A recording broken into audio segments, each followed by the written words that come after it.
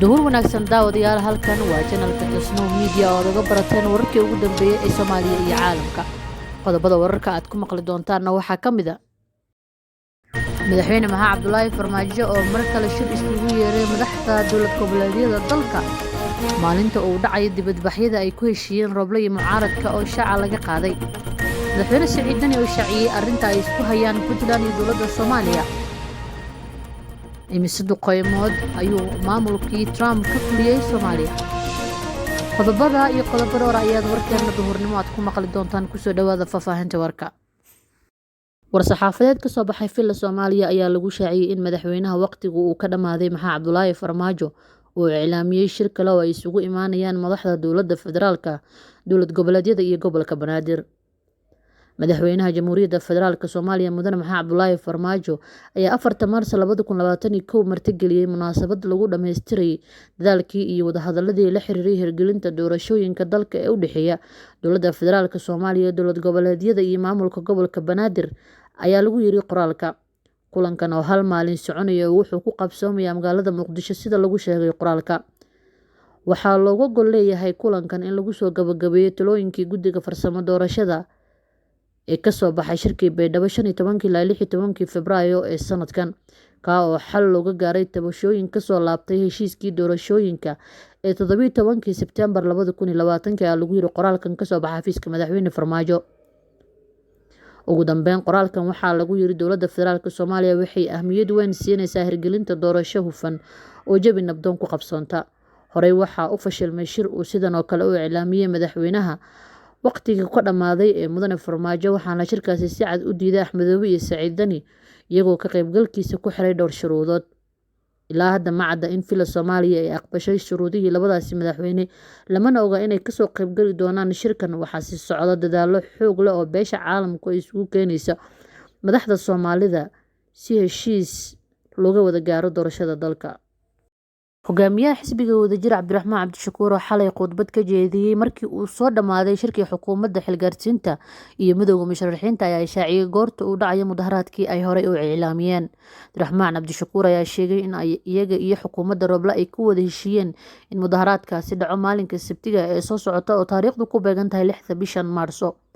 qodobadan isku raacnay waxaa ugu horeeyay in xukuumadda xilgaarsiinta aan ka wada shaqeyno in banaanbaxani uu dhaco maalinka Sabtida ee 6 bishan, ka oo ka dhici doona fagaraha daljirka Dahsoon. waxaana banaanbaxan soo jeediyay midowga musharaxiinta oo soo abaabulaya. xukuumadda waxaan ku heshiinay inay nagala shaqeyso amniga, mas'uuliyadeedana ay qaadato, taasna waa naga aqbaleen, ayuu yiri Cabdiraxmaan Cabdishakuur. sidoo kale Cabdiraxmaan Cabdishakuur waxa uu sheegay inay wada magacaabeen guddi soo baara cidda iskale mas'uuliyadda wixii Muqdisho ka dhacay 19 bishii hore ee Febraayo.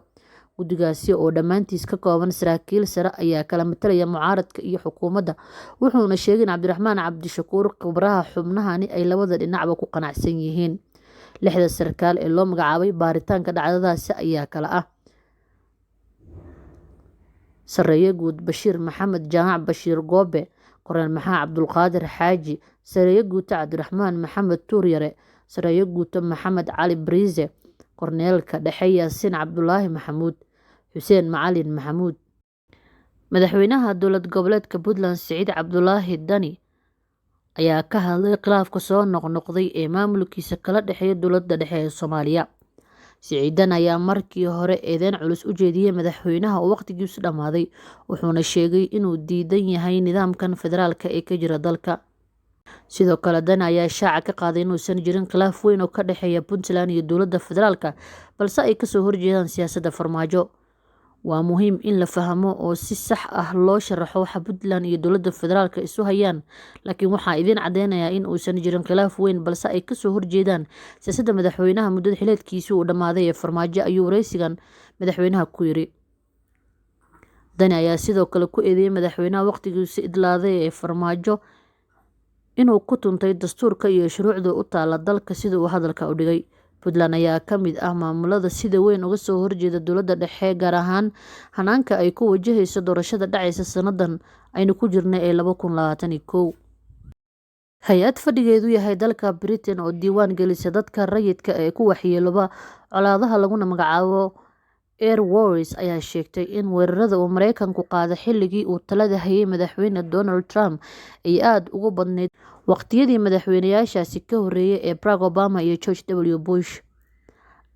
Air Wars oo wax ka qortay wadamada Soomaaliya, Liibiya, Syria, Ciraaq, Yemen iyo Bakistaan waxay sheegtay in maamulka Trump uu Soomaaliya ka geystay 276 weerar oo cirka ama dhulka ah intii u dhaxeysay 2017 ilaa 2021, waxayna sheegtay in weeraradaasi 205 ka mid ah rasmi ahaan loo shaaciyay.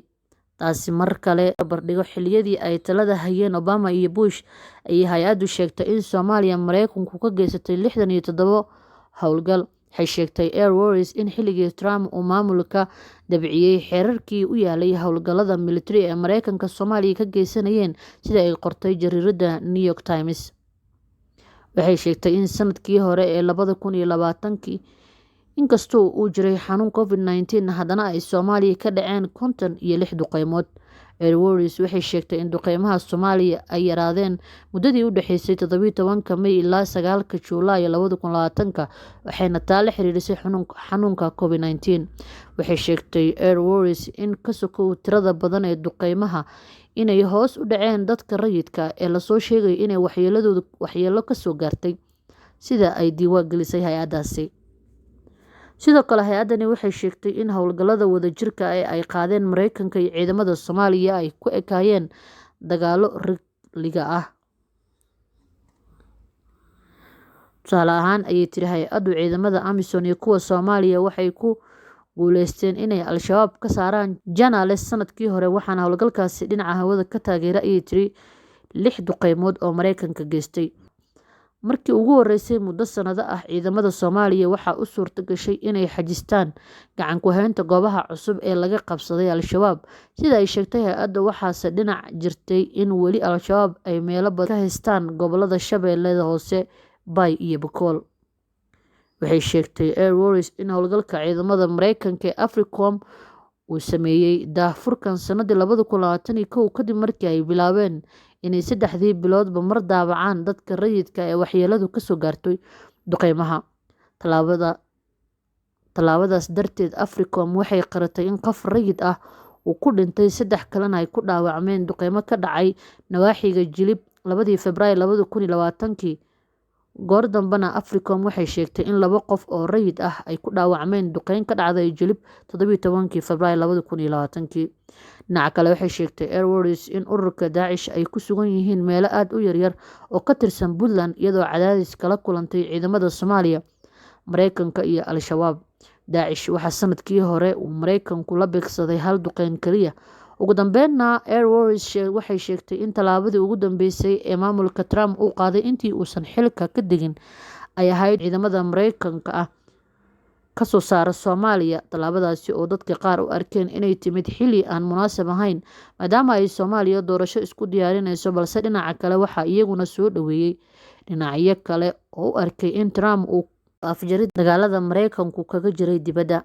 Inta ayaynu kusoo gabagabeyneynaa warkeena duhurnimo. Wasalaamu calaykum waraxmatullaahi wabarakaatuh.